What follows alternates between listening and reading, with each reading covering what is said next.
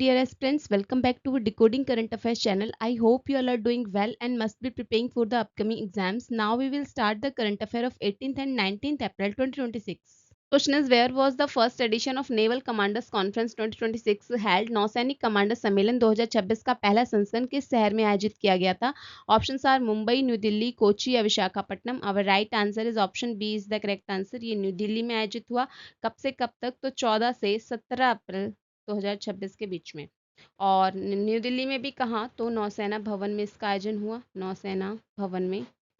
ठीक है, ये जो है 4 दिन की जो है हाई लेवल मीटिंग थी of Indian navy top leadership की, जिसमें रिव्यू किया गया है ऑपरेशनल प्रिपेयर्डनेस को और फ्यूचर स्ट्रेटजीज को. और इसमें जो है Indian navy maritime security strategies को भी रिलीज किया गया है. ठीक है, किसके द्वारा? बाय एडमिरल दिनेश कुमार त्रिपाठी के द्वारा. और ये जो कॉन्फ्रेंस है इसका फोकस है किस चीज़ पर? Emerging challenges like grey zone warfare, drone and protection of under sea cables. और इसमें जो है डिस्कशन किया गया है वेस्ट एशिया कॉन्फ्लिक्ट को लेकर भी और securing sea lines of communication से रिलेटेड भी. और इसमें जो की इनिशिएटिव हैं वो इंक्लूड किए गए हैं, जैसे कि सागर मंथन for defence and research and development reforms के लिए. और एम्फेसाइज किया गया है एआई पर, ऑटोनोमस सिस्टम पर और मल्टी डोमेन वारफेयर कोऑर्डिनेशन पर.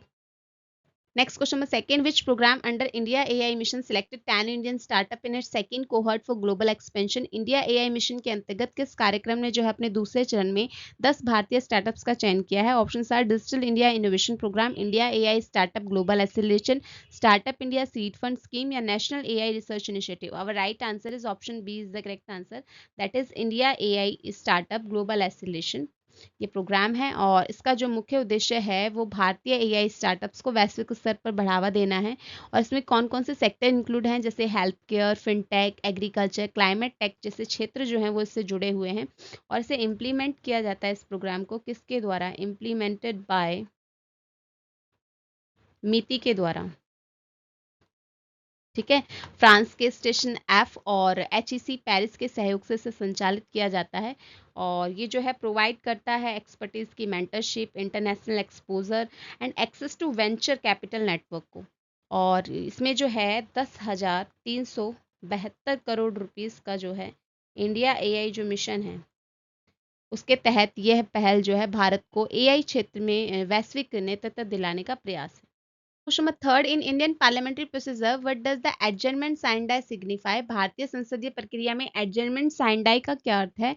Options are dissolution of Lok Sabha by president, ending a sitting without fixing a next meeting date, prorogation of house by the speaker या suspension of question hour. Our right answer is option B is the correct answer. Adjournment sine die का मतलब होता है ending a sitting without fixing a next meeting date.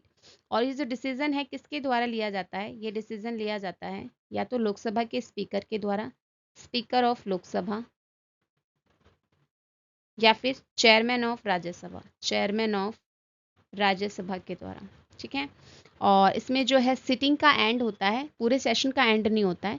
और जो pending bill हैं और जो भी कार्य हैं वो अगले स्तर में कंटिन्यू रहते हैं. और जो सेशन है इसका औपचारिक अंत बाद में राष्ट्रपति के द्वारा जो है प्रोरोगेशन के माध्यम से किया जाता है. और ये जो प्रक्रिया है ये डिसोल्यूशन से बिल्कुल अलग है, क्योंकि डिसोल्यूशन जो है वो केवल लोकसभा पर अप्लाई होता है, राज्यसभा पर नहीं होता. और सभी जो लंबित कार्य हैं उसमें समाप्त हो जाते हैं. और बात करें इसमें 3 कॉन्सेप्ट आते हैं. एक आता है आपका समॉनिंग, दूसरा आपका आता है प्रोरोगेशन, प्रोरोगेशन, और थर्ड आता है आपका डिसोल्यूशन, डिसोल्यूशन. ठीक है, इसमें जो है आपका प्रेसिडेंट जो है सेट करता है टाइम और प्लेस का पार्लियामेंट की मीट के लिए, और that is relate to article 85(1). ठीक है, और प्रोरोगेशन के लिए आपका आर्टिकल करता है 85(2)(a), that is ending of session, ending of session. और डिसोल्यूशन जो है वो सिर्फ लोकसभा पर अप्लाई होता है, only apply on Lok Sabha, only apply on Lok Sabha. सिर्फ लोकसभा पे अप्लाई होता है, राज्यसभा पे ये अप्लाई नहीं होता है. और ये रिलेट करता है आपका 85 आर्टिकल 2B से related. Number fourth, India's first advanced 3D semiconductor packaging unit has been established in which state? Bharat की पहली 3D semiconductor packaging unit किस राज्य में स्थापित की गई है? ऑप्शंस आर गुजरात, तमिलनाडु, उड़ीसा या कर्नाटका। और right answer is option C is the correct answer. ये उड़ीसा में स्टैब्लिश की गई है। कहाँ पर? भुवनेश्वर में। भुवनेश्वर में। और ये जो फैसिलिटी है ये यूजेस करेगी vertical stacking of silicon wafers का, जिससे इम्प्रूव होगी स्पीड, रिड्यूसिंग होगी पावर कंजम्पशन और सेव होगा स्पेस। और ये जो प्रोजेक्ट है ये की पार्ट है इंडिया सेमीकंडक्टर मिशन का, जिसमें जो है AI, 5G, 6G ऑटोमेटेड वाहन और रक्षा तकनीकों को जो है बढ़ावा मिलेगा। और ये जो है ATMP, that means assembly testing marking packaging, assembly testing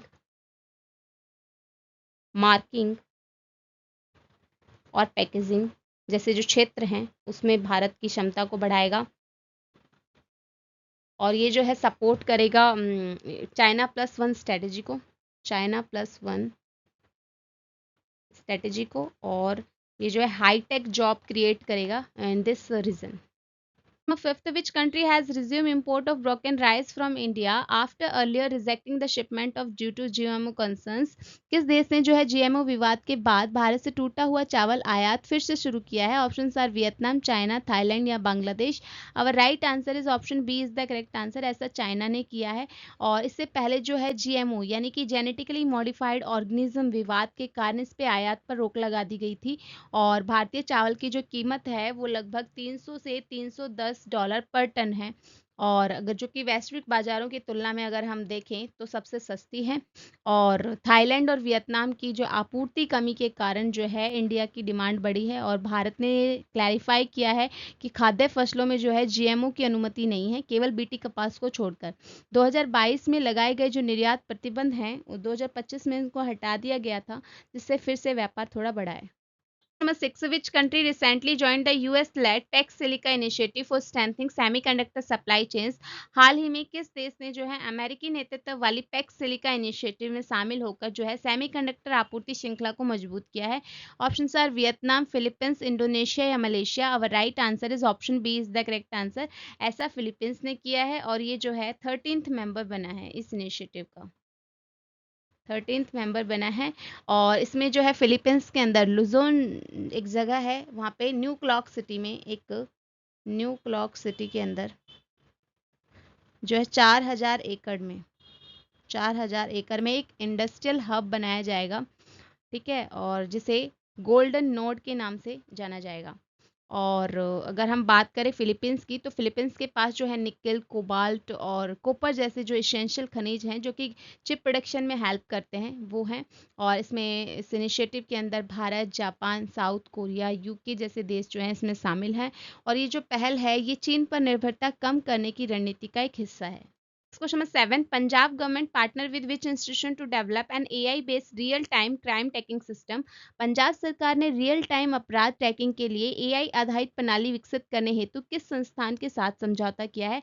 options are IIT Delhi, IIT Ropar, IISc Bengaluru या IIT Hyderabad. Our right answer is option B is the correct answer. ये IIT रोपड़ के साथ जो है 16 अप्रैल 2026 को पंजाब गवर्नमेंट ने समझौता किया है। और ये जो सिस्टम है ये इंटीग्रेट करेगा स्ट्रक्चर और अनस्ट्रक्चर डाटा को, like digital records and scan reports को। और इसमें जो है डाटा एनालिटिक्स और फ्यूचर मॉडलिंग और वॉइस रिकॉग्निशन जैसी फैसिलिटी जो है वो भी इंक्लूड होंगी। और इसका जो संचालन है इसको हैंडल कौन करेगा? इसको हैंडल करेगा DITSU at AIIMS Mohali, at AIIMS Mohali के द्वारा जो है इसको संचालन किया जाएगा इसका। That means data intelligence cum technical support unit. ठीक है, और इसमें जो है ये सपोर्ट करेगा मेजर कैंपेन्स को, लाइक गैंगस्टर द वॉर जो कि ऑर्गेनाइज्ड क्राइम के अगेंस्ट है, युद्ध नाशन विरुद्ध जो कि आपका ड्रग्स के अगेंस्ट है, जैसे अभियानों को जो है मजबूत करेगा। और इसमें जो है अपराध नियंत्रण और पुलिस कार्यक्षमता में भी सुधार होगा। Number 8, the Rosalind Franklin rover planned for launch in 2028 is a part of which program? Rosalind Franklin rover जो कि 2028 में लॉन्च किया जाना है, ये किस अंतरिक्ष कार्यक्रम का पार्ट है? Options are Artemis program, ExoMars program, Mars sample return mission या Voyager program. Our right answer is option B is the correct answer. ये एक्सोमार प्रोग्राम का पार्ट है और इसे लेड किया गया है किसके द्वारा? Led by European space agency, European space agency के द्वारा जो है इसे लेड किया गया है। और अगर हम बात करें इसका एम, तो इसका एम है मंगल ग्रह पर जो जीवन के संकेत हैं उसको खोजना, मार्स पर ध्यान रखना है, मार्स के लिए है ये। और ये जो रोवर है 2 मीटर तक की गहराई ड्रिल कर सकता है, जिससे कि जो है सुरक्षित मिट्टी के जो सैंपल्स हैं उसका अध्ययन करना संभव होगा। और ये कहाँ पर लैंड करेगा? ये एक जगह है, लैंड करेगा ऑक्सिया प्लैनम नामक जगह पर, ऑक्सिया प्लैनम नामक जगह पर ये लैंड करेगा। और जहाँ पर वाटर और सॉइल दोनों ही एलिमेंट्स हैं, वाटर और सॉइल दोनों ही एलिमेंट्स हैं। और नासा जो है इस मिशन को तकनीकी रूप से सहयोग दे रहा है। और इसमें जो है इस रोवर के अंदर फाल्कन हैवी रॉकेट्स का यूज़ किया जाएगा, हैवी रॉकेट्स का यूज़ होगा, की बात आपको ध्यान रखनी है। और इसमें जो है अमेरिशियम 241 हीटिंग यूनिट्स और ऑन बोर्ड जो लेबोरेटरी हैं जो कि एनालाइज करेंगी ऑर्गेनिक मॉलिक्यूल्स को, वो भी यूज़ होंगी। Question 9, which languages were recently granted full official status in Meghalaya? हाल ही में मेघालय में किन भाषाओं को पूर्ण आधिकारिक दर्जा दिया गया है? Options are Khasi and Garo, Assamese and Bodo, बीजो एंड कोकब्रोक या Manipuri and Ao. Our right answer is option A is the correct answer, that is Khasi and Garo. ये 2 लैंग्वेजेस हैं। इसको Meghalaya official language amendment ordinance 2026 के अंतर्गत जो है इन दोनों को ऑफिशियल लैंग्वेज का स्टेटस प्रोवाइड किया गया है। और पहले जो है ये केवल ओनली एसोसिएट ऑफिशियल लैंग्वेजेस थी और इंग्लिश जो है यहाँ की एक ऑफिशियल लैंग्वेज मानी जाती थी, सोल ऑफिशियल लैंग्वेज। ठीक है। और गवर्नमेंट जो है अब सरकारी काम में जो है और अधिसूचनाओं में इन भाषाओं का यूज़ कर सकेगी। और खासी जो है भाषा किस फैमिली से बिलोंग करती है और गारो किस फैमिली से बिलोंग करती है, ये देख लेते हैं हम। खासी जो है हमारी ये बिलोंग करती है ऑस्ट्रो एशियाटिक फैमिली से, ऑस्ट्रो एशियाटिक फैमिली से। ठीक है। और अगर हम बात करें गारो की, तो ये बिलोंग करती है तिब्तो बर्मन फैमिली से।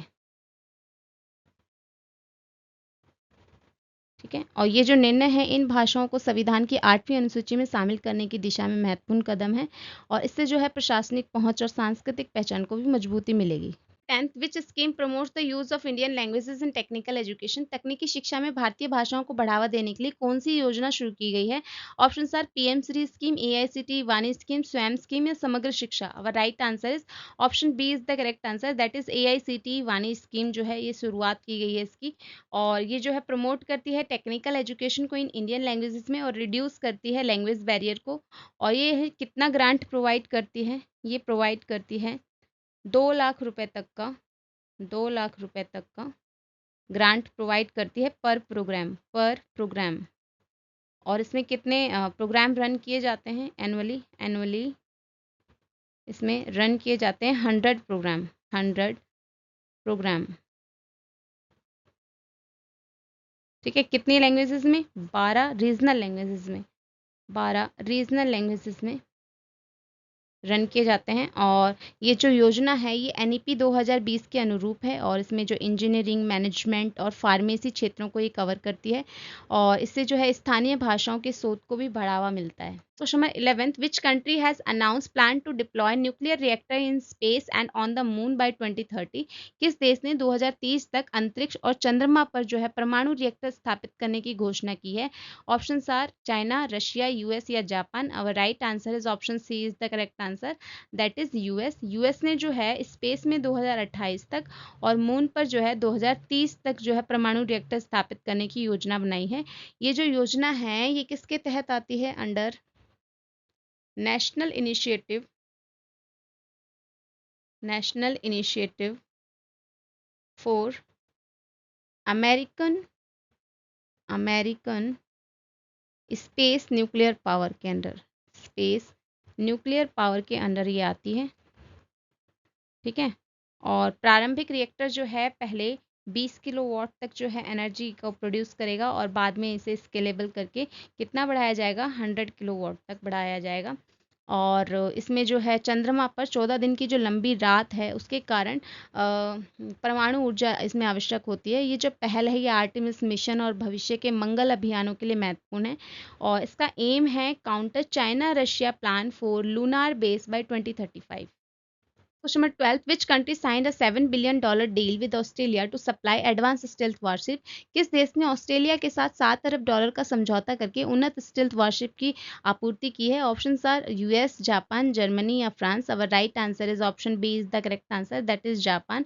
जापान ने जो है ये डील 18 अप्रैल 2026 को की है और इसके तहत जो है मोगामी क्लास के मोगामी क्लास के स्टेल्थ वारशिप जो हैं उनकी सप्लाई होगी। स्टेल्थ वारशिप की सप्लाई की जाएगी, ठीक है। और इसमें जो है टोटल 11 शिप्स को बनाया जाएगा, जिसमें 3 जो हैं वो जापान में और 8 जो हैं वो आपके ऑस्ट्रेलिया में निर्मित होंगे, ठीक है। और इसमें जो है एंटी सबमरीन क्षमता होगी और 32 सेल वर्टिकल लॉन्च सिस्टम होगा इन जहाज़ों में। और ये जो परियोजना है ये C3000 के तहत होगी। और इससे होगा क्या, ये समझौता जो है इंडो पैसिफिक क्षेत्र में सुरक्षा सहयोग को मजबूत करता है।